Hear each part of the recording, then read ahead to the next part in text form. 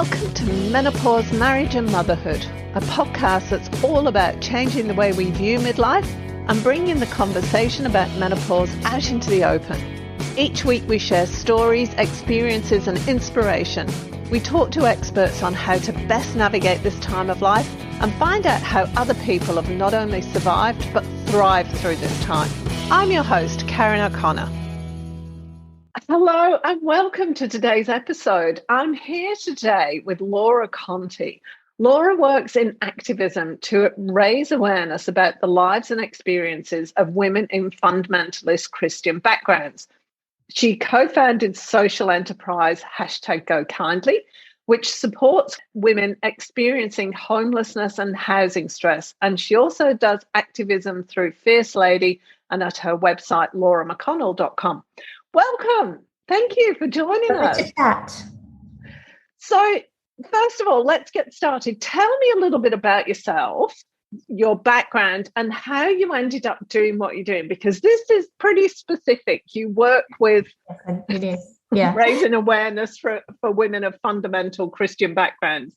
Yeah, so I think to start with, I'm 40 years old, and until I was 19, lived inside a fundamentalist Christian sect, which is known as The Truth. And that organisation is a bit similar to the Exclusive Brethren, and fundamentalist Christianity itself spans, I guess, a wide variety of conservative Christian interpretations. That's things from Jehovah's Witnesses to Mormons to the Brethren. And so, my group the group I come from is a smaller segment, but we're part of a larger fundamentalist Christian belief system who all operate independently but have similar thoughts about the way the world operates and heaven and hell and interpretations of the Bible. So while I work across all of those kind of groups, although the specific group my family come from is called The Truth. I should say up front that fundamentalism covers all faith groups. While I work with fundamentalist Christian groups, there is fundamentalism inside Islam, there's fundamentalism inside Judaism, and you'll be familiar with some interpretations of fundamentalism, like Hasidic Jews believe a very conservative type of Judaism, which is a fundamentalist Judaism, and the Taliban are a very far right interpretation of Islam, so they're a fundamentalist interpretation of Islam. So fundamentalism exists on a scale, it exists across all faiths. So it's a bit of background about that. My own personal kind of background is that I was born into the group. On my mother's side, one strand has been in for 5 generations, so I'm the 5th generation. Another strand for 4 generations, and my father's side has been in for 3 generations. So my family's been in for a very long time. My grandparents, my grandmother was born into this group. My father was pretty much born into this group. So we were very deeply embedded in that faith and community and belief system. I made a decision. Well, I didn't actually make a decision. I made a series of decisions over, I guess, my teenage years, which eventually led to me not being part of the group. And there's the path out, and I guess we can talk about this when we talk more about sects and cults and people who believe in unusual belief systems. The path out is never a split decision, a split second. Well, not never, but very rarely I heard people who made one decision and just walked out.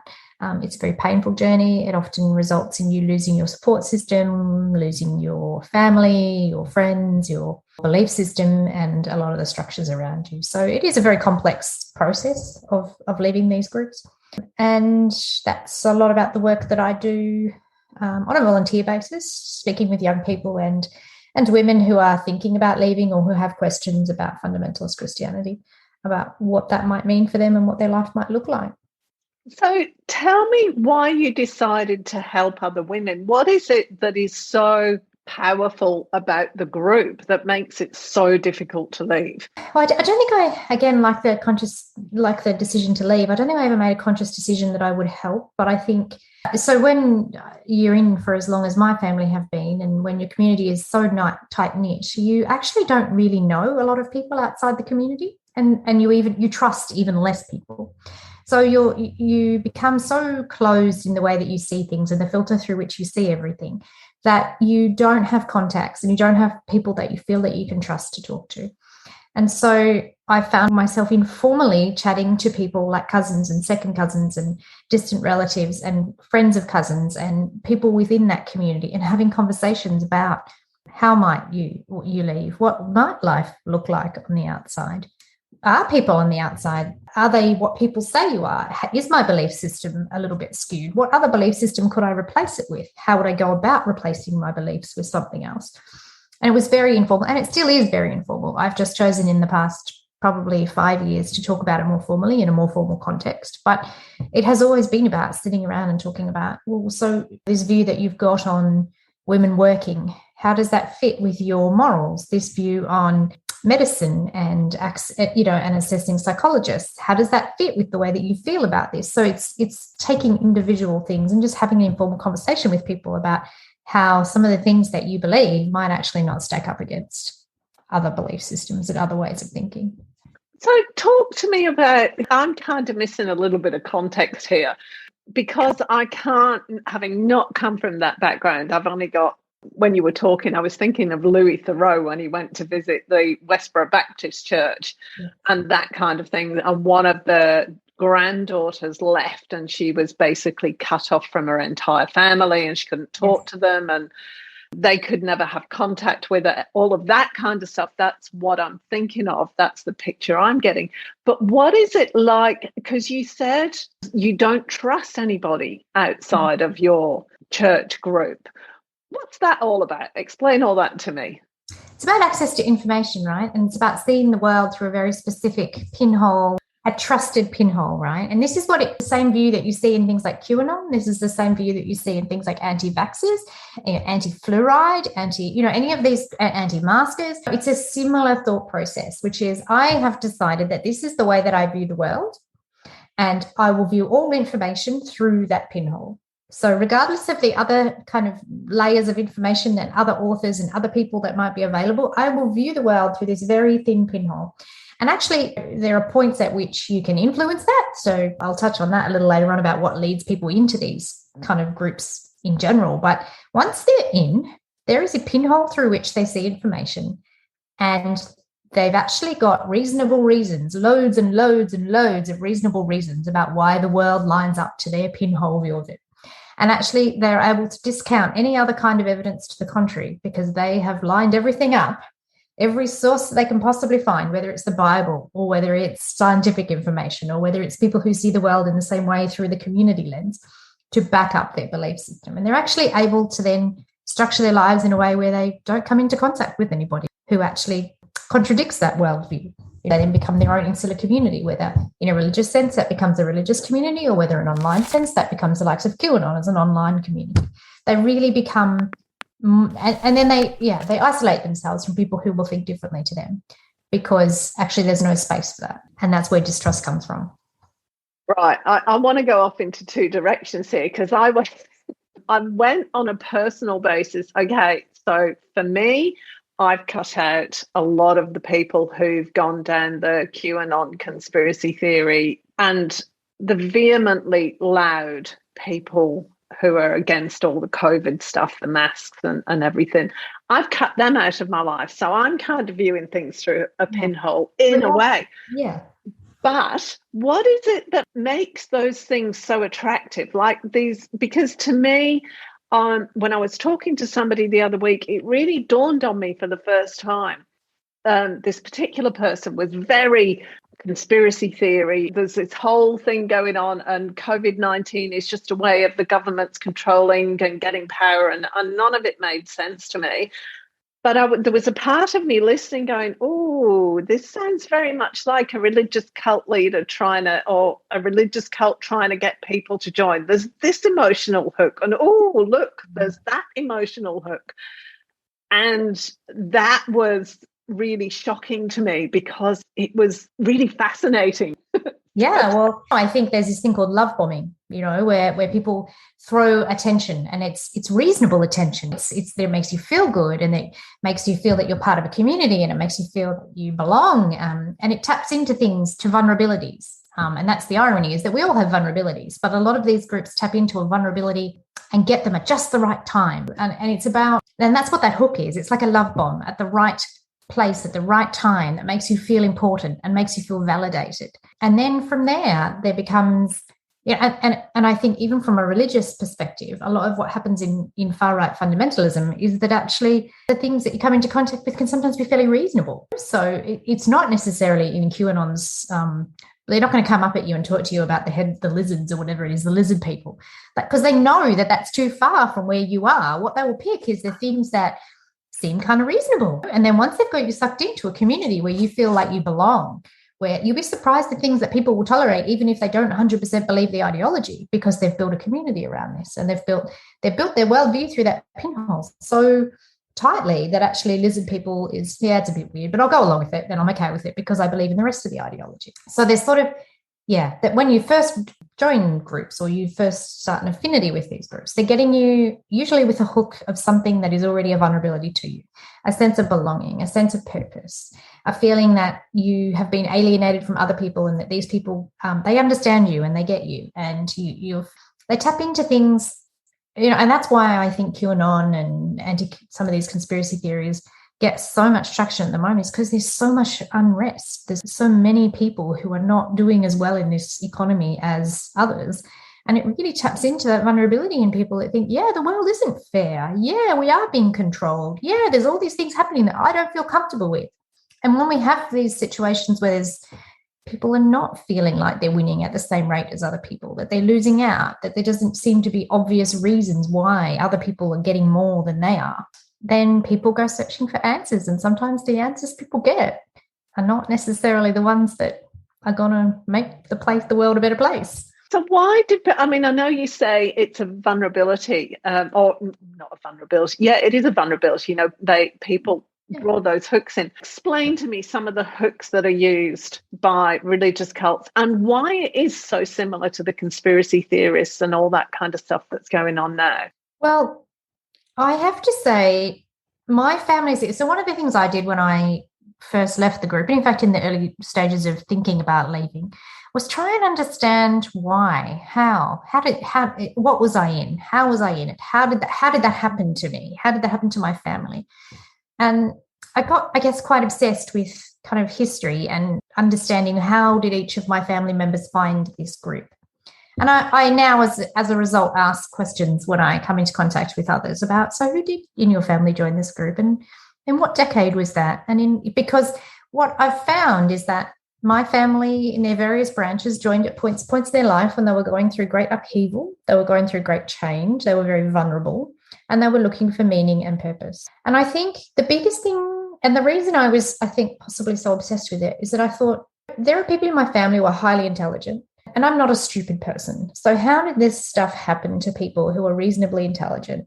And why did they get sucked into this? And, it happened at points. It happened in the Depression. One branch of my family fell into it, or chose to go into it in the Depression, when they lost a farm and they lost a property, and they were going through great emotional upheaval and family change as a result. One branch of my family had a serious mental illness, and she was going through, in and out of mental institutions, very vulnerable as a result in the 1920s and 30s.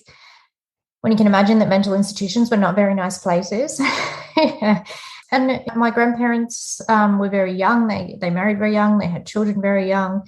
They lost a child to SIDS, and they were fairly rough people, and they were looking for some kind of belonging and some kind of social cohesion and a way to find their way onto to a ladder of respectability. And so what I've learned from my experiences, and then from asking similar kind of people how their family came in, is at a time of great social change, these groups are particularly attractive to people, because when you feel that there are others winning at your expense, when you feel that you have health problems, when you feel that you're not getting the help you need from doctors, when you're not getting honest answers from people like mental health professionals, people are particularly vulnerable to other ideas because they're already searching and they're not getting the answers in the places they normally get them. I think my view on this is that we have entered a time of social upheaval, and there are people winning and there are people losing. There are people who are already feeling like things like our normal government are not actually. Christian Porter today has just come out and gotten $1 million magically from somewhere for legal fees. You and I know that that's probably some rich person who's funding him, or some rich corporation. But other people will look at that and think, well, who is it that's funding that? Is it a pedophile ring that's funding that? It's easy to fall in when you've got misinformation that can so easily be, because there is corruption and there is things being done wrong, then, yeah, you lead people into these things fairly easily. So give me an example of some of the ways of saying things that they might use. Can you do that? Is there a special way? How do you recognize what's going on? How do you recognize? That's the hard part, isn't it? Yeah. Look, as I said, there is this love bombing process that happens. And I think it's a matter of recognizing where your own vulnerabilities are and also making sure that the influences around you are varied and that you have people around you who are likely to have conversations with you when they don't feel that some of the people you're interacting with are quite right. Also, be willing to debate your ideas moderate way. I think if you don't feel, because the other thing I've noticed is that when you come into contact with these people is that you get thrown back at you reams and reams and reams of data and text, and it's almost illegible. And it's a way of speaking. It's its own language. It's its own way of communicating. And I think they're alarm bells for me. When I see that really verbose, really over-the-top communication, that's designed to make you feel like, God, this is too hard. How do I deal with that? Because, yeah, it's overwhelming people. It's deliberately overwhelming you to confuse you. But I read that and think, well, if I was sending that to somebody, I would want one of my friends to say, yo, what's going on over there? Like, it's a fair bit of stuff coming at me. Could you just distill that down to like a couple of sentences so we could have a debate about it? And I think that's, for me, look, and you get to a point where people are so far into it, even from a religious sense, some people are so far embedded into it that there's actually no way you can have a conversation like this about it. You've got to pull away from those people. You've got to find space from those people because you're not helping the situation. You're actually pushing them further into it by trying to debate it. The ones where you can try to help them recognize, or you can probably yourself influence, is when they're at a point where they're asking questions, or they're at a point in the early stages where they're only just starting to understand, to get hooks into it, and they're just starting to hear bits and pieces of it. There is a level at which you will make it worse by trying to engage in it. It's my experience. Yeah, I was going to say that's one of the issues I have, is the being talked at. And I can only talk about the conspiracy theorists, for want of a better expression, anti-COVID, all that, because there is no space for a conversation. No space. You say something, or they'll start talking. I interrupted this person the other week, and this person was talking about COVID being a conspiracy and blah, blah, blah. And I thought, okay, I need to nip this conversation in the bud. So I said, look, I just got to say here, I disagree with what you're saying. My cousin died of COVID and my brother was very, very sick. Person didn't skip a beat. Yeah. They just said, oh, comorbidities, and this happens, some people die, and carried on going. And I was pretty mortified. Yeah, and also when people in this kind of state, it's almost like a trance in lots of ways, and they lose perspective altogether about reactions from other people. They lose the ability to read other people altogether, and I think it's a dangerous point, but it's also a point at which, personally, I don't try to. They will speak at you. You're not having a debate. You're not having a conversation, and any kind of debate with them actually pushes them further down the rabbit hole. It's just because they've lost all kind of ability to relate to other people. They can only relate to people within that same kind of community as themselves. You've got to wait for a point at which they go, oh, I don't feel so good here. What's going on here?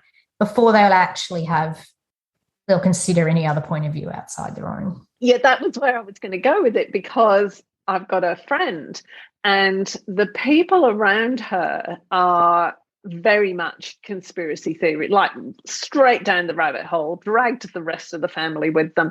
And there's just her, and she's already quite vulnerable. She was already depressed. There was already stuff going on in her life. And I've been kind of that shining light, going, no, this is silly, please don't go there. But I can feel her slipping further and further away, and there's not a lot my feeling is there's not a lot I can do after a certain point. But what can we do to help people, whether it's with the conspiracy theory, or whether it's a religious group, what can you do to support somebody? For me, it's always been about connection. So if I think back over my childhood, the things that have helped me to be the person I am today, to have built a career, to be a relatively functional person, that's not without trauma and it's not without scars. But it's actually, you will be surprised how much of an influence having responsible, functioning people around you is. So when you're inside these groups, you come to believe that everybody outside with a different belief, especially those very deeply embedded belief system, is actually broken, is actually dysfunctional, is actually not viewing the world properly, and that you are right, and there is a very black and white view of the world. That they, in my instance, are the devil from a religious perspective, but from a conspiracy theorist perspective, it's, that they're being misled and they're being lied to. And so you come to believe that your way of seeing the world is the only one, and that everybody outside of that has gotten it wrong, and that they are either broken or deluded or sick or mentally ill or whatever your view on that is. And the best way for me in the first kind of parts of asking questions and in trying to rebuild a different view and a different frame of the world was to realize all these really good, ordinary people who don't share the same belief system as the community I come from, who are living really functional, really ordinary lives, who are really good people, who will speak to me in a way which is respectful, who aren't evil, who aren't the devil, who aren't broken, who aren't whatever. It's like giving people a different frame of reference rather than being the one that they think that you are. So it's almost saying, okay, so that's the way you want to see me. What I'm going to do is actually be the antithesis of what it is that you think people outside your belief system are, which is why I think arguing at a certain point isn't worth it, because all it does is reinforce that you're crazy, you're mentally ill, you haven't understood. It's almost like you've got to kill them with which is very hard when people are very, very deep down into it, because you just think, I can't tolerate you and I don't want you around me. But it's almost like there's got to be a kind balance of, I hear you, I see you, that's not how I see the world, and let's just agree to live beside each other peacefully. Because actually the best thing you can do is show people on the inside that actually you can live quite happily wearing a mask, or you can live quite happily with having an injection, and that you're not going to become a lizard person, which is easier said than done. How do you recognize when somebody actually wants to come out of it? Because this is where all your experience with the fundamentalist groups comes in, isn't it? So what happens when people start to see beyond that little pinhole? In the very early days, it comes in the form of, it's a very vulnerable time, a very, very vulnerable time where it can. And I often see women and young people more than anything, both boys and girls, or in their late teens, early 20s, starting to double. And it either goes really well and they ask questions and they feel that those questions are answered and they feel they're being nurtured and they feel like they're meeting people and they're able to think about thinking differently, and then ultimately what decisions they might be able to make to build a different belief system and a different life. Or, which happens a lot, they take little steps and they get at resistance, and they take little steps and they feel like they're being shamed, and they get and they feel like they're being ridiculed, or they feel like, oh, it's scary out there. People think differently to me and I don't know how to think and speak like them. Because the reality is, when you live in these communities, you build a whole vocabulary that doesn't really translate very well outside of your own community. And so it does take a lot of experience to learn how to build a vocabulary like people in other communities. It's really like being a refugee in your own kind of suburb. You have this vocabulary that is reams and reams of sprouting stuff at people, rather than a vocabulary and a communication style of sitting and speaking and debating and having conversations. And that's very scary, to realize I can't relate to these people because they don't think and look like me. And so people will dabble and find that very scary and then retreat back into that pinhole view of the world. And then maybe in a year they'll try again, or in a week they'll try again. And if you're really lucky, they'll keep trying and they'll keep outreaching to people, and gradually, very slowly build up a view of the world that isn't so narrow and isn't so sucked into that one world view. But of course, that depends on access to teachers, people like books and librarians and different parts of the internet to what they've normally been seeing. That's access to funds. That's access to maybe a different house, because if you're living in the same house as somebody with all that belief system, where do you go when you don't want to believe in that belief system anymore? So, of course, there's a lot of layers to making a decision that you might want to leave such a community. How difficult is it? Do the other members of the group actually make it to leave? It varies across groups. It really does. And it varies across families. But what I see is families and groups that are and people that are really deep into it. Like if you have a mother or how difficult do they make it? It depends very much on the group that you're leaving. So there are variabilities depending on the group. And it depends on your family and how far down your family is into it and how far embedded they are into that group. I think people underestimate how much people's social structure is really wrapped up in all kinds of groups. And their identity is so wrapped up in it. You know, their friends, their family, their contacts, the people they drink with, the people they go out. Well, you don't remember when we used to go out, have lunches in cafes and stuff? I know it was a long time ago, but like that's people's life is wrapped up in this. It's where they spend their free time. It's where when they're researching things, when they're in a religious sense, it's when they're praying, when they're, their whole identity is wrapped up in these things. And some people have interests outside of that and lots of people don't. And so to lose your friends, to lose your family, to lose your interests, to lose your identity is huge. And some families are more able to accept somebody thinking differently than others. But I would say on the whole, it is very difficult to leave because it means rebuilding your life from scratch. Like for you? What was it like for me? I didn't realise how traumatic it was. Probably for about 5 to 10 years, I was very stubborn and very determined that I would have a different life. And I just put one foot in front of the other and just kept going, just believing that I could do it.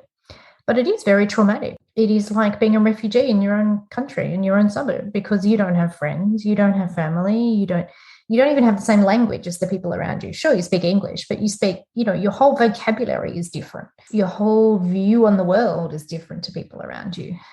And yeah, I was lucky in lots of ways. I'm reasonably intelligent. I managed to get an education. But a lot of these groups, people drop out of school early, people marry early, people have lots of children. I got very lucky in that regard. Are you still in touch with your family, or did you have to cut off from your family? It was a very fraught experience for me in that when people leave these groups, they leave with a lot of baggage, a lot of shame, a lot of trauma that's not processed. In my particular group, there was a lot of sexual abuse and physical and emotional abuse, not to mention the spiritual abuse. And that stuff manifests into things like addiction, more abusive and controlling and coercive behaviour. So, the process of leaving these groups in itself, the people who come out the other side are not, even when they choose to leave, are not always in a great state. You leave with a whole toolkit of how to be controlling, of how to force your worldviews onto people. And of course, you can take that same behaviour and use it for good in the world, or you can use that same behaviour and you can take it into coercive relationships or into abusive relationships. And I found that I didn't want to take the behaviours that I'd been raised in and repeat them just outside of that religious context. And so I deconstructed all these things. I've been very lucky in recent years to have really good therapy, and that's not easily available for people. I would say that's the biggest thing people need when they make decisions to leave these groups is like really good decompression and really good help to understand the thought patterns and to understand the way that they've thought and viewed the world. And you can still view the world in the same way, just not through that same conspiracy and religious context. You can still see problems black and white. You can still see people as good and bad. And I think that therapy process has been hugely beneficial for me. And I would recommend it for anyone. But of course, it's so expensive. Not everybody can do that. My own experience of that is people who've left in my family have taken that same view of the world and are still living that same view of the world just outside of the religious context, and they're the same people that are susceptible to things like conspiracy theories and anti-vaxxers and QAnon because they already think that way. I was actually going to say that to you as you were talking, because I've noticed that quite a lot of my friends who have tendencies towards that kind of religion are the ones who've disappeared down the rabbit hole the quickest, and they're the ones that are in the thick of it. So I kind of wondered whether there was a I don't know, a type of personality, I suppose, that's more attracted to it than others. I think there is a bit of a look. I would say my experience of trying to understand how people's families end up in it is that it doesn't actually matter what your background is. It doesn't matter if you're rich or if you're poor, if you're smart or if you're a little bit ordinary. Actually, I think it's your desire to fit in, and there is a bit of a personality type. And it's not the only driver. Like there are other things like those vulnerabilities, etc. But there are personality types that I think are a little more susceptible than others. And often they're the ones that are searching. They're the ones that are always looking for something, that are feeling like there's got to be more to life. And that's a wonderful tendency, but you've got to harness it in the right way. So tell me how you help other women. What is it you do, and when did you start that?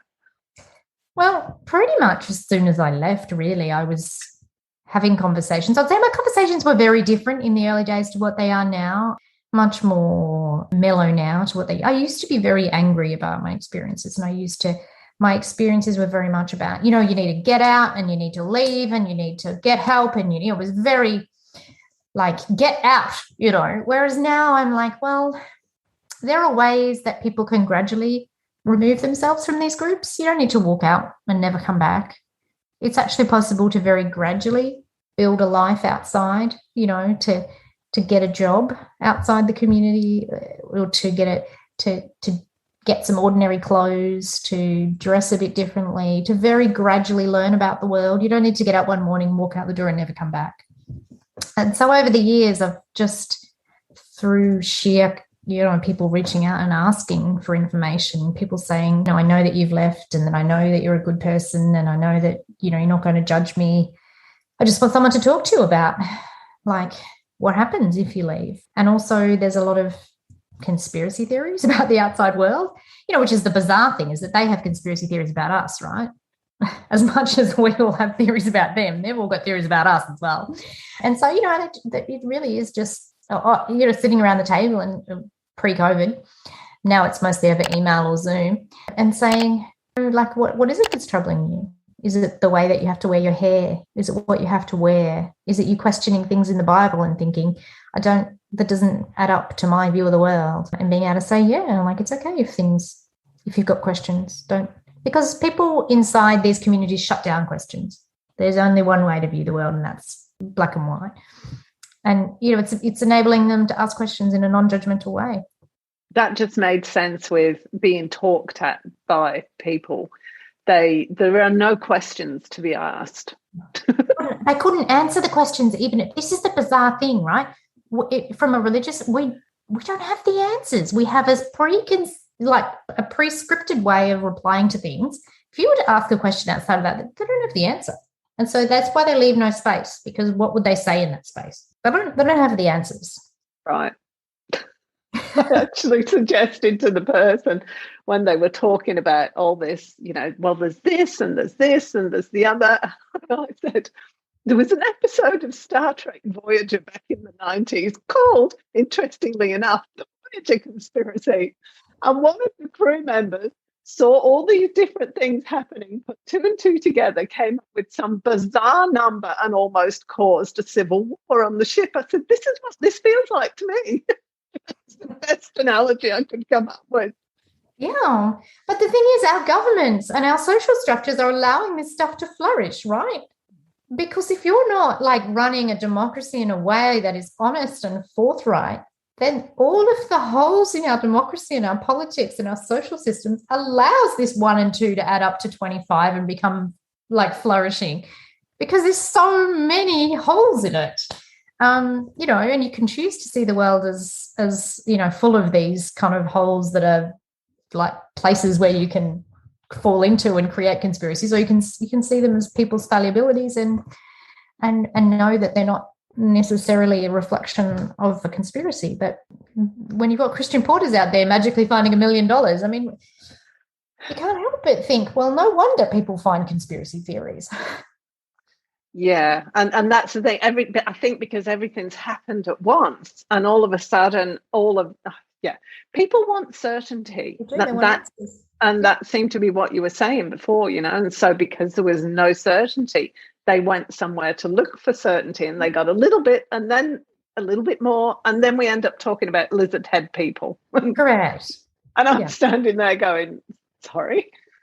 Yeah. Because, and I think we talk a lot about critical thinking, and that's probably the other thing I should touch on is, we talk a lot about critical thinking, and are we teaching our kids critical thinking? There's critical thinking, and then there's understanding that critical thinking is more than just, doing your research. Because people talk a lot about, do your research and understand, but doing your research is not as simple as picking up the Encyclopedia Britannica. You can go online and Google something and end up in all kinds of different places and think you're doing your research. Research is not all equal. A lot of what I do is try and, especially with people who are very, very dark down in the rabbit hole, who want to fight at me and if I can see that there's a possibility that we might be able to have a constructive conversation, if there's even like a smidgen of an idea that we might be able to talk about something, no matter what it is, whether it's religion or death or funerals, or it could be something very small.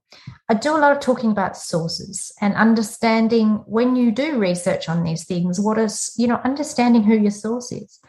So understand, is it a journalist? If it's a journalist, where does that journalist work, and where does that journalist publication sit on the spectrum of political and sociological outcomes? Is this Sky News that you're getting information from, or is this The Age? And so it's sort of saying, because often they'll say to you, I've done my research, I've researched this, and I've gotten all this information, and here's all my source material. It's a lot about saying not all source material is created equally. The guy from the tire shop, he doesn't actually have the same certification and the same qualifications as a journalist from the Washington Times or from the New Yorker. Like you've got to understand that people exist on different spectrums of social kind of scales and of different political views, and understand when you're doing things where that source material, and try to get source material from different spectrums, not just from Sky News and not just from the Australian, but you need to see the world as a big continuum of people of all different ideas, and test out your ideas at different ends of the spectrum. Because that's what critical thinking is. Critical thinking isn't going onto the internet and searching lizard people, because that's going to give you all kinds of stuff that's just going to back up your own worldview. Fantastic. I think I could go a lot of other places, and I really don't want to, because we'll be here for another hour. Tell me where did I want to go with this? It was something about the people in... No, I've got a complete blank. That's okay. Don't you love it when that happens? This is the menopause brain. You'll get this in a few years. Can't wait. Right in with toddler brain. I've got a toddler at the moment. You're just so tired that you don't even remember your own name. So I can't wait for menopause brain on top of toddler brain. I had my youngest when I was 40, just turned 40. So, yeah, I feel you. It was hard work, really hard work. And I was never very good when I was pregnant with my eldest, and I worked most of the way through my pregnancy, and I got on the phone one day to ask this staff member to come into work, and I had to leave a message on the phone, and I could not remember my name. I just went, oh, Jesus. Okay. Like, me. It's me. Work with you. Oh, wow. That's next level. The message. It's on the old-fashioned, the answer machines. I can't delete that one. So, yeah. Oh, God. I'm back there sometime. Oh, yeah. I'll tell you what, tiredness, it's not good for you, is it? No, I woke up at 3:00 this morning. I'm I'm on the downward. You know that feeling if you've got... I just live on coffee. I don't know how people function. How do people live without coffee when they have children? Sure, I don't understand. Every pregnancy I had, I went off coffee for longer until the fourth one. No, I haven't been able to drink it since I got pregnant with her. Yeah, it was really weird. I don't know how you do life. I know. I wonder you forgot your name. Willpower. I understand. If I didn't have coffee, I don't think I'd know my name either. Surprised mine's not in. I've locked her out. Usually she's knocking on the door by now. They've got me in. So, yeah. When people leave, and particularly women leave these kind of cults, how do they find work and everything? Because you were saying you managed to get yourself an education. So I'm assuming you were homeschooled or schooled by your I don't want to call it a cult, your religious whatever. Yes, What happens my in that personal kind one of situation?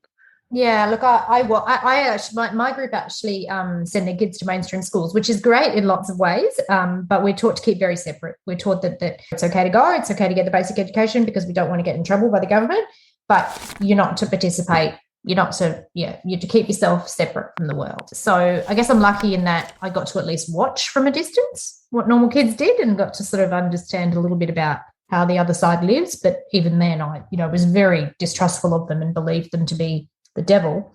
But people like the Brethren and the Mormons often have their own schools. They run their own, and Scientology is similar. They often have their own schools. And so kids are taught a very narrow view of the world. They're taught, basic arithmetic and basic literacy, but they don't have a lot of skills to operate outside the community. And often you'll find boys will leave and go into trades, family trades very early. In fact, inside my own family, that happens as well, inside my own community. Boys will go into family businesses and family trades, and girls will get married young and have children. And they often have large families, and their worth is really and their self-esteem and their value is really built around these very strict gender roles. And it is really difficult for people to extradite themselves from situations where financially, in my family, for instance, multi-generational farms, and inside my community in general, there's a lot of multi-generational businesses. So it's very hard just to decide to build up your own financial when you don't have a house because it belongs to a family farm, when you don't have an income of your own because your own identity is wrapped up in a family business. It is very difficult to just decide one day that actually you don't fit with that anymore. Often it does mean that people have to tolerate a certain amount of interaction with the community and the group still for at least some time in order to build a life outside of it, to think about how they might be able to get a different job, how they might be able to get themselves a different house or a different farm. And there's a lot of trauma associated with that process. And in fact, that process can be more traumatic than the process of realizing they don't believe in the group anymore, because you've got to try and negotiate with people for whom they don't understand the way that you're viewing the world, and you no longer have respect for the way they're viewing the world. And it's a very, very difficult, quite inflammatory and toxic kind of period in people's lives, which is what led me to being probably less kind of black and white about people leaving, because I was very lucky. I was young. I didn't have children. I didn't have an identity that was really highly wrapped up in the group from a financial sense, whereas some people do. It's not actually that easy to leave if you don't have any skills. If you're a woman, usually you won't really have worked, certainly not in a career sense. You might have done some administrative work. You might have thought about getting something like a teaching degree or a nursing degree, but certainly you haven't worked in it enough to be able to support yourself. So it is very difficult and often is a barrier to people leaving, and leaving very fast. It's not something they can do in a month or 6 months or sometimes even a year. Wow. And if you've got children, that just makes it so much worse, doesn't it? It's so much more difficult. Correct. And often if those children are teenagers, which is not something I see a lot, but usually it's the teenagers themselves that I'm talking with. But sometimes there have been women who have children who are thinking they would like to leave, and the mothers are starting to have conversations about how do I support this child if they want to leave. Because actually, if you've got teenagers, they're likely to really be shut off or to not be spoken to, or to have people not to trust them and not to, and these are mothers who really love their children and who really want to support their children, but know that their doctrine is not going to, especially in the case of Jehovah's Witnesses and Brethren, that they don't allow them to continue to talk to people who've left. And so they're told to cut them off, to shun them. And that's very traumatic, especially for women. Yeah, some women are more empathetic about it than others, but yeah, it's very traumatic for them to feel that their children are going to leave and they're not ever going to be able to see them or speak to them again. Yeah, I find it, like, to me, as I'm listening to it, it goes against human nature, because as a mother, your whole existence is about protecting your children and making sure they're safe and bringing them up and all the rest of it. So to then be told you can never talk to that child again, goodness. Yeah, it's devastating. And it drives whole levels of trauma and distress. The levels of depression in some of the women that I speak to is just so severe. Yeah, it's very sad, actually. It's actually probably harder for the women than it is for the children in lots of ways. Like, the women I've spoken to have struggled so, like, emotionally and mentally often struggle much more than the children who have left and decided that they'd like to build a different life. It's very sad. But of course, it goes to show what happens with the ones who manage to somehow pull their lives together and keep going. I mean, that's how deeply embedded some people are in this group, that they would give up their children, like that they would never speak to their children again because they can't comprehend that people would have a different worldview to them. And that for me is also an indicator of how deeply embedded somebody's family is in a group, is have they cut their children off, because that tells you something about how deeply embedded they are. Yeah, a friend of mine a long time ago, I don't know what group it was, you'd probably know, but she came out of she was gay. And in her particular religion, you are with the family forever. And by her announcing that she was gay, she was literally cut off from her family forever. Like in every single life in the future, in every past life, everything. She was just completely cut off from a family. And like, blimey, the trauma that must have brought to that poor woman. Yeah. I couldn't do that, and I don't get it. I can't put myself in that situation. I couldn't do it, but I also know how it happens, because they're so deeply embedded in their belief system that anything that contradicts it, including their own children, it's too much for them to deal with. They would rather cut off their child than they would accept that something is wrong with their belief system. That's how deeply in some people are. And that's what we're looking into with the likes of QAnon and the likes of anti-vaxxers, that they will go and it won't be one generational. We will get in the same situation again. The longer political instability goes on, the longer things in the world are more and more unequal, the more people we're going to lose down these rabbit holes. And we're going to have these same conversations, in my opinion, in 10, 20 years' time about children of QAnoners who are going, how did this happen to my family? Why did this happen to my family? Yeah, that's the sad reality. This is what we're creating. Wow. Well, thank you so much, Laura. I really appreciate it. It's been a fabulous conversation. It's been great. Thank you for having me. So you haven't got a product? No, I have a website where I sort of started over the years putting some of the blogs and the general questions and the sort of general information that I have when I chat one-on-one with people. A lot of the commonly asked questions and common conversation topics that people might find interesting in this space. And of course, if you're somebody from this community, I'm always happy to have conversations as well, and people can reach out on my website as well. And the links to Laura's website will be on the webpage that go with this podcast as well. Is it just for fundamental Christian groups, or is it anybody that? Anybody, yeah. People, I have conversations with people who are just curious about these groups in general. One girl I have quite an ongoing relationship with had a grandmother who was raised in one of these groups, and has a curiosity for these groups, and so she chats with me sometimes about how these things work. More and more I get questions from people who are losing friends into QAnon, and obviously anti-vaxxers at the moment are another big one. So, there's similarities across groups as well. Yeah, it seemed to me, that was why I wanted to talk to you, because it seems to me there's a really strong correlation between fundamentalist groups and QAnon. And I can't get my head around either of them, to be honest. So I need to talk to somebody who can. Thing, right? Just be pleased that you don't have any tendencies to head there. I know, right? I basically think people are nice. Yeah. I don't get it when, that was one of the biggest upsets for me, that some friends that I cared about really deeply, this is going back 18 months, would suddenly start talking about Hillary Clinton eating babies. And it's like, how can you talk about somebody like that? That's really awful. And that was the start of the upset. How absurd that is? That is just absurd.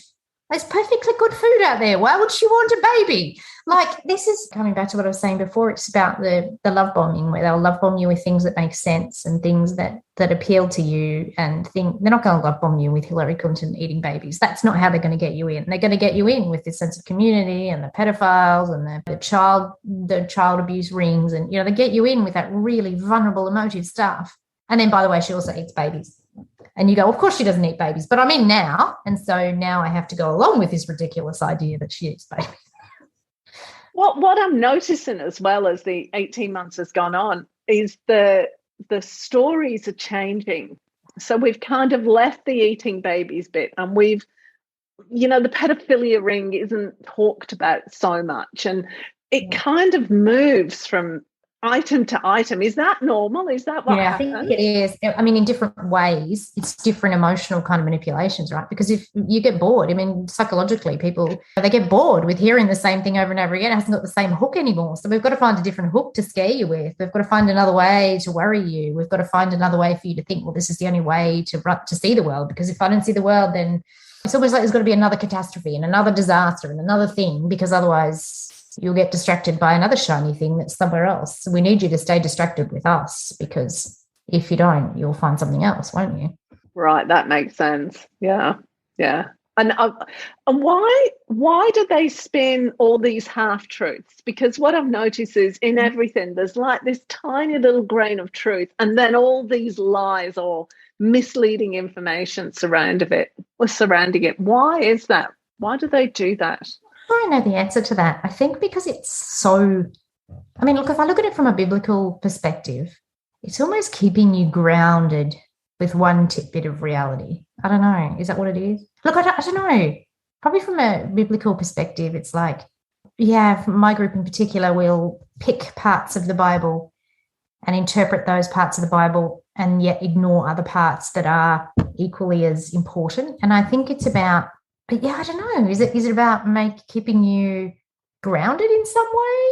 I'm not sure. Maybe it's about keeping you grounded in some way and going, well, see, here's this reality. And so this bit, no matter how much you research it, you've got to find out is true. And so if you at least believe a piece of it, then I can keep building more and more around that. Yeah, I'm not sure that I've articulated that well. I'm not sure that I know the answer to that either.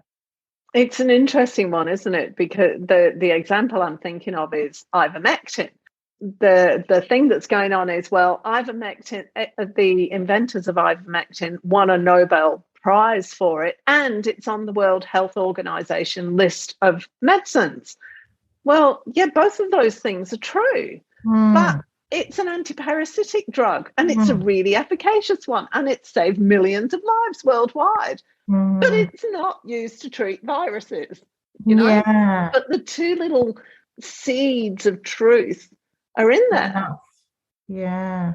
But I mean, maybe it's a bit similar to the love bombing thing, in that it gets you where it's vulnerable, right? It's getting you where there's two data points that are truth, and it's getting you where you're vulnerable, because we're all vulnerable at thinking, I want proof that something is valid, and I want scientific evidence. Well, those two things are there. The rest of it isn't, but we're vulnerable to that idea that something is proven and that something is valid. So I can't help but see it through that love bombing sense, which is, I'm going to bomb you with this idea that it's valid and that it's proven, and then I'm going to throw a heap of other stuff in that's probably not right. And you're going to keep coming back to that point of, but it's on this list and it's true and it's whatever. Maybe it's because that's where people's vulnerabilities are. It's really interesting. It's fascinating. There is a book, actually, and I'll delete this out of the thing. There is a book called Cultish. Have you read that? I've read it. I have. Isn't it great? Yes, because that was language. Yeah, I'd read that, and that was why I picked up this woman's language, because I'm like, oh, this is getting interesting now, because I've recognised from the book what was going on. Isn't it good? Yes. Yeah, and her family's journey, and that's really interesting too, because, the fact that she had a family experience and her father was able to say, similar to my story, it's about meaning, and he was searching for something a bit different, and he wanted to feel like he was cool and, blah, blah, blah. My God, yeah, there's that appeal, isn't there? The appeal of being cool. That's more than wanting to belong, I think, is the big thing for, the Instagrammers, the younger generation. Yeah. Yep. It's being a bit different. I'm independent, I'm different, I think for myself. And that's really preyed on in this regard, is that, the independent, you're a free thinker. An independent thinker. If you're if you're one of these sort of Instagrammable kind of carrot juice people, the ones that have a carrot juice a day or whatever, you're looking for different ways to differentiate yourself and to think different, to show that you think differently, and to show that you've got a healthy mind and you've got a healthy skepticism or whatever. This is perfect fodder for you. It's fascinating, right? Going for an hour. I knew we would. That was great. I am going to let you go. Thank you very much, Laura. It was really great. You're welcome. Thank you for having me. I've had a great chat, and I'm happy to chat with anyone who's interested as well. That's lovely to know. Thanks so much.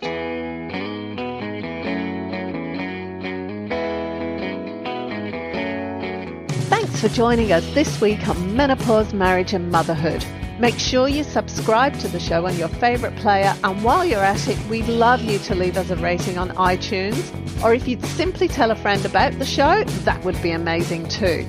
Be sure to tune in next week for the next episode, and remember, if you're busy thinking about what you can't have, how on earth are you going to enjoy what you can have? See you next week.